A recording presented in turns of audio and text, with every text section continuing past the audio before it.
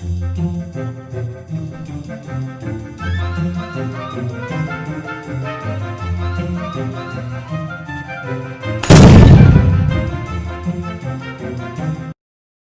Students, आज हम कर रहे हैं नेशनल इनकम। ठीक है, थर्ड सेशन जो हमारा 9th सेशन है, इसमें हम कर रहे हैं नेशनल इनकम का। अब हमारा शुरू हो रहा है थर्ड चैप्टर, अगर हम टी अर्जन बुक फॉलो करें तो। और अगर आप NCERT पढ़ रहे हो तो ये फर्स्ट यूनिट जो है वही चल रही है।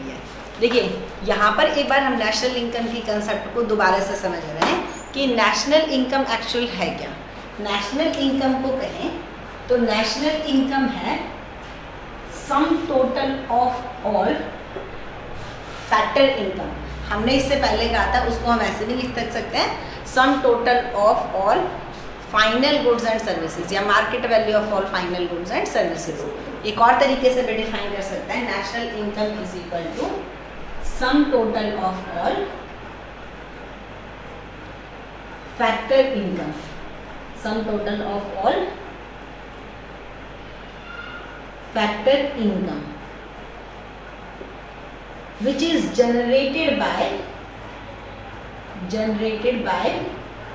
देखिए, आप फैमिली इनकम किसको कहोगे? वो इनकम जो एक फैमिली के सभी मेंबर मिलकर अर्न कर रहे हैं, family income. In the same manner national income किसको कहेंगे? एक पूरी नेशनल इनकम जो है पूरे सभी नेशनल के जितने भी नॉर्मल रेजिडेंट हैं, अभी हम कंसेप्ट करेंगे आगे नॉर्मल रेजिडेंट किसको कहेंगे, उनकी इनकम को ऐड कर देंगे। और उनकी भी कौन सी इनकम को? फैक्टर इनकम को। तो वर्ड जो हमारे समझने लायक है एक तो है factor income, generated by normal resident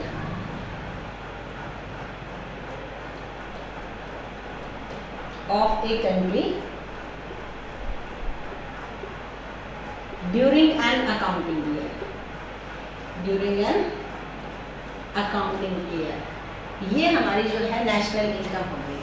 अब इसमें हमें जो आज मेनली हम कंसेप्ट समझना चाह रहे हैं वो है कि what do we mean by factor income, कि हम ये फैक्टर इनकम और ट्रांसफर इनकम किसको कहेंगे। ये दो कंसेप्ट हम समझते हैं। जैसे हमने किया था, फ्लो दो तरीके के होते हैं, रियल फ्लो और नॉमिनल फ्लो। उसी तरीके से इनकम की भी दो कंसेप्ट हैं, factor income and transfer income. एक एग्जांपल से शुरू करते हैं। मान लीजिए आप जो है, मान क्या दें, आप सच में देखिए, आपके पेरेंट्स जो हैं वो कहीं ना कहीं पर मान लीजिए सर्विस में है, जॉब में है, वहाँ पर वो अपनी सर्विसेज दे रहे हैं, उसके बदले में उनको उनकी सैलरी मिल रही है। ठीक है ना? तो ये जो इनकम हुई, ये कौन सी हुई? Factor income. आपको वो पैसा इसलिए मिला क्योंकि आपने किसी तरीके की factor services the. In the same manner आपने किसी बिजनेस के अंदर अपनी कैपिटल इन्वेस्ट करी, उसके बदले में आपको प्रॉफिट आए। अब ये जो प्रॉफिट है, इसके लिए आपने फैक्टर सर्विसेज दी, एंटरप्रेन्योरशिप की आपने कैपिटल दी, उसके बदले में इंटरेस्ट आया। उसके बाद यहाँ पर चीज़ें जाती हैं कि इसी तरीके से हमने अपनी ज़मीन किसी प्रोड्यूसिंग यूनिट को दी उस पर काम करने के लिए, और उसके बदले में हमें रेंट आएगा। तो वो जो चीज़ें हो गई, रेंट, इंटरेस्ट, वेजेस और प्रॉफिट, जो हमें किसी प्रोड्यूसर से मिली क्योंकि हमने अपने फैक्टर को, सर्विसेज को रेंडर किया उनके लिए, वो जो चीज़ें हो गई फैक्टर इनकम। तो फैक्टर इनकम क्या होगी? फैक्टर इनकम जो है वो फैक्टर ऑफ प्रोडक्शन को, फैक्टर्स ऑफ प्रोडक्शन कौन से रहेंगे? लैंड, लेबर, कैपिटल और एंटरप्रेन्योर। इन चारों को अपनी सर्विसेज प्रोडक्टिव पर्पस लिख लीजिए, प्रोड्यूसर को रेंडर करने के बदले में इन्होंने ये अपनी सर्विसेज प्रोड्यूसर को दी। प्रोड्यूसर ने इन सर्विसेज को यूज़ किया गुड्स एंड सर्विसेज को प्रोड्यूस करने के लिए, और अगेन प्रोड्यूसर ने जो payment owner of factors of production को दी,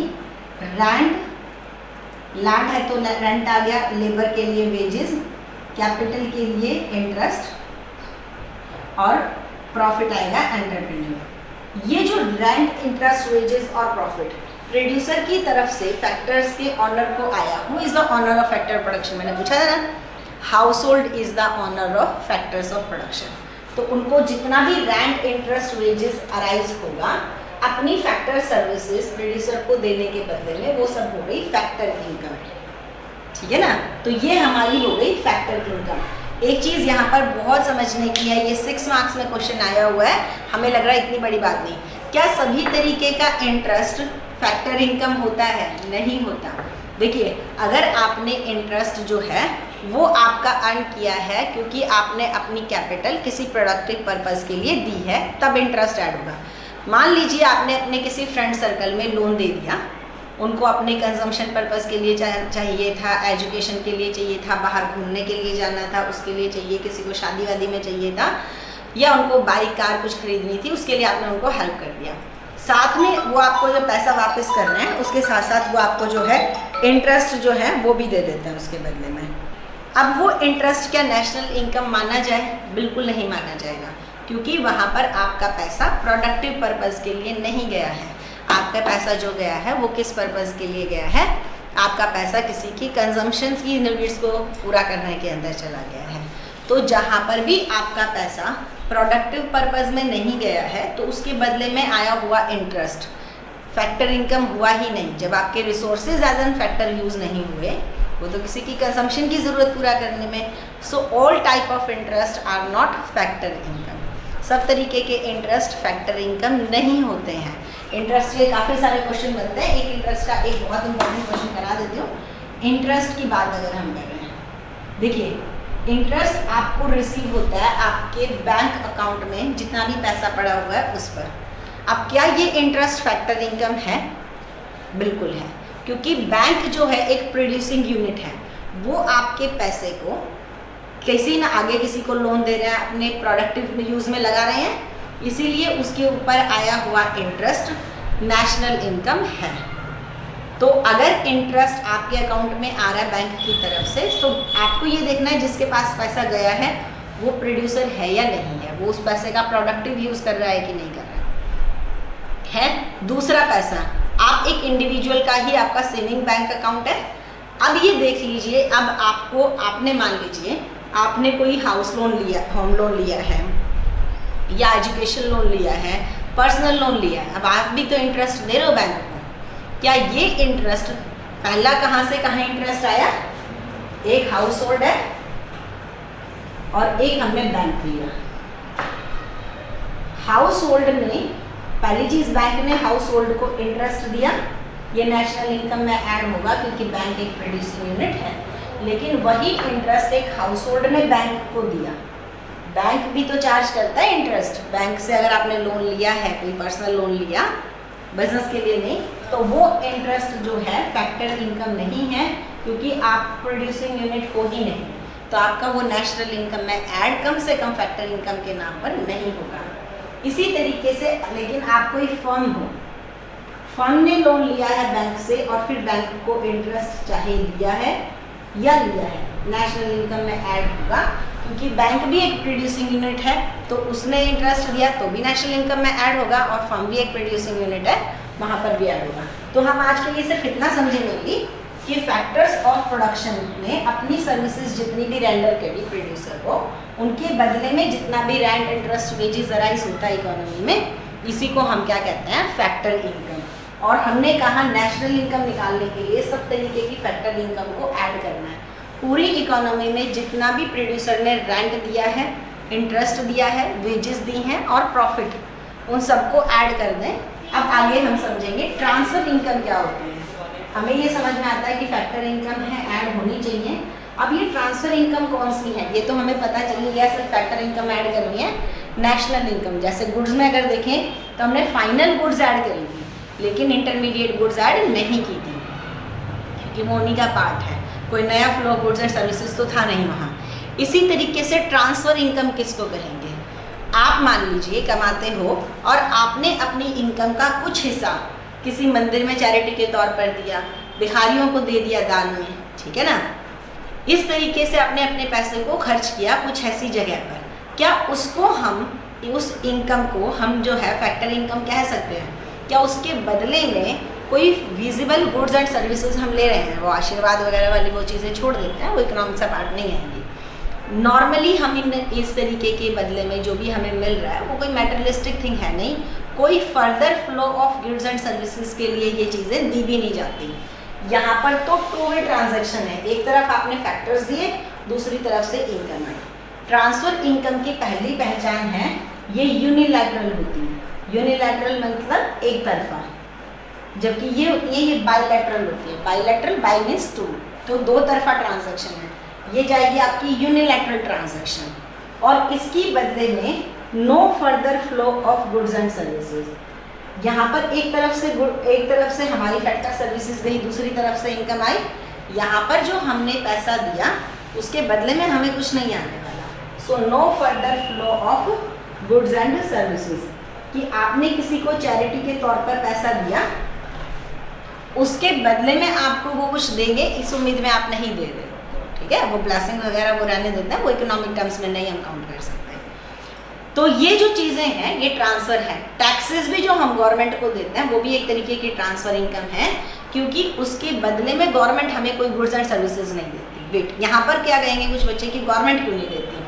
गवर्नमेंट डिफेंस सिस्टम रखती है, रोड बनवाती है, हेल्थ सैनिटेशन, इतना सारा काम तो गवर्नमेंट करती है। तो क्या उन्हीं के लिए करती है जो टैक्स देते हैं? ये काम तो सरकार ने उन लोगों के लिए भी किया। रोड पर तो वो भी चल रहा है जो टैक्स नहीं दे रहा, या कोई जो ज़्यादा टैक्स दे रहा है उसके लिए अलग से रोड बनी है, नहीं बनी है। तो हम ये तो नहीं कह सकते कि टैक्स लेकर गवर्नमेंट इस तरीके की गुड्स एंड सर्विसेज दे रही है। डिफेंस गवर्नमेंट कर रही है, हमारे लिए कोई अलग से सिक्योरिटी गार्ड नहीं लगा देगी अगर आप टैक्स ज़्यादा पे कर रहे हो तो यहाँ पर है कि गवर्नमेंट को हम जो टैक्स दे रहे हैं that is also one type of transfer payment. हम जो कर रहे हैं गवर्नमेंट के लिए, गवर्नमेंट के लिए ट्रांसफ़र पेमेंट ही है। हम अपनी इनकम का एक हिस्सा चैरिटी में दे दें, ठीक है, इस तरीके से, और या फिर हम टैक्सेस में दे दें। गवर्नमेंट हमें सब्सिडीज़ देती है कंजम्पशन को बढ़ाने के लिए। एलपीजी गैस पर सब्सिडी मिल रही होती है।